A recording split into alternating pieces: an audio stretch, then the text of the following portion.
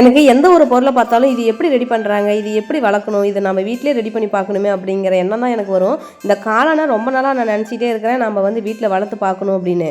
நான் சின்ன பிள்ளையா இருக்கும் போதெல்லாம் காய்கறியாக இருக்கட்டும், பழமாக இருக்கட்டும், எதுவுமே தோலை வேஸ்ட் பண்ண மாட்டாங்க. தோலோடு சமைக்கும் போது, தோலோடு சாப்பிடும் போது தான் அது ஹெல்த்தின்னு நினச்சிட்டு எல்லாருமே தோலை வேஸ்ட் பண்ணாமல் சாப்பிட சொல்லுவாங்க. எங்கள் தாத்தாலாம் வந்து பார்த்தீங்கன்னா ஆப்பிள் தோலோடு சாப்பிடணும், திராட்சை தோலோடு சாப்பிடணும், பழம் கூட தோலோடு தான் சாப்பிடணும்னு பழக்கம் பண்ணாங்க. ஆனால் இப்போ இருக்கிற ஜென்ரேஷனில் காய்கறியாக இருக்கட்டும், பழமாக இருக்கட்டும், எல்லாமே தோலில் வந்து நிறைய மருந்து இருக்குது. அதில் க்ளீன் பண்ணிட்டு ரிமூவ் பண்ணிட்டு தான் நம்ம சமைக்கணும், சாப்பிடணுங்கிற கருத்துக்கள் நிறைய வந்துச்சு. அது இப்போ உண்மையும் கூட. ஒரு பாக்கெட் காளான் இருந்துச்சா, சரி அதை வந்து பார்த்தீங்கன்னா தோல்லாம் ரிமூவ் பண்ணிவிட்டு பிரியாணி செய்யலான்னு சொல்லிட்டு ரெடி பண்ணியிருந்தேன். இப்போலாம் வந்து பார்த்தீங்கன்னா பிரியாணி செய்யணும் அப்படின்னாவே தனியாக பிரியாணி மசாலா அரைச்சி தான் செய்கிறேன். அப்போ தான் எனக்கு டேஸ்ட் பிடிக்குது.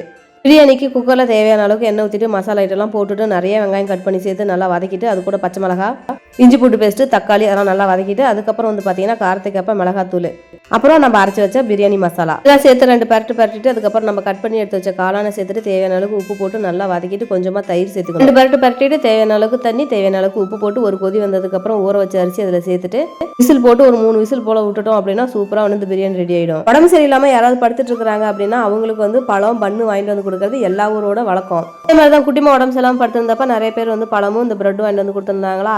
பழம் கூட ஓகே, அந்த பிரெட் வந்து 2 நாளைக்கு மேலே வச்சிருந்தா கெட்டு போயிடும். ஓரளவுக்கு இருந்த பிரெட்டெல்லாம் சாப்பிட வச்சாச்சு. அப்படி ஒரு சில பாக்கெட் இருந்துச்சா, சரி அதை என்னடா பண்ணலான்னு சொல்லி யோசிக்கும் போது தான் பிரெட் ஆம்லெட் செஞ்சு தரலான்னு சொல்லிட்டு பிளான் பண்ணி ரெடி பண்ணியிருந்தேன். நான் வந்து ஒரு 4 பிரெட் ஆம்லெட் செய்யலான்னு சொல்லி தான் ரெடி பண்ணியிருந்தேன். ஆனால் 4 முட்டையில் வந்து பார்த்தீங்கன்னா 2 பிரெட் ஆம்லெட் தான் செய்ய முடிஞ்சுது. பிரெட் ஆம்லெட்லாம் செய்கிறோம் அப்படின்னா தோசைகள் நல்லா சமமாக இருக்கிற தோசைகளில் ஊற்றினா தான் கரெக்டாக இருக்கும். என்னுடைய தோசைகள் வந்து கொஞ்சம் குழியாக இருக்கும்.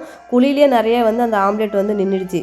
ஆனாலும் 2 செஞ்சாலும் செம்ம டேஸ்ட்டுங்க. அதே மாதிரி நம்மளோட பிரியாணியும் பயங்கர அட்டகாசமாக ரெடி ஆயிடுச்சிங்க. பிரியாணிக்கு சைடிஷாக வந்து பார்த்தீங்கன்னா முட்டை தான் வேக வச்சு கொடுத்துருந்தேன். ஒரு சில பேர் வந்து பார்த்தீங்கன்னா இந்த ஹாட் பாக்ஸோட லிங்க் கொடுங்கன்னு சொல்லி கேட்டிருந்தீங்க. இந்த ஹாட் பாக்ஸ் வந்து பார்த்தீங்கன்னா லோக்கல் ஷாப்பில் வாங்கினது. என்ன ப்ரைஸ் அப்படிங்கிறத மறந்துட்டேன், லிங்க் இல்லைங்க. உங்களுக்கு இந்த பிரெட் ஆம்லெட் பிடிச்சிருக்கா, இல்லை அந்த காளான் பிரியாணி பிடிச்சிருக்கான்னு சொல்லுங்க. இல்லை இப்போ நான் சாப்பிட்ற அந்த பழைய சாப்பாடு, நேற்று வச்ச மீன் குழம்பு இது பிடிச்சிருக்கான்னு சொல்லிட்டு கமெண்ட் பாக்ஸில் கமெண்ட் பண்ணுங்க. பழைய சோத்தோட நேற்று வச்ச அந்த மீன் குழம்பு, உப்பு புளி காரம்னு சுருக்குன்னு வச்ச அந்த மீன் குழம்பு வச்சு சாப்பிடும் போது செம்ம அட்டகாசமா இருக்கும்.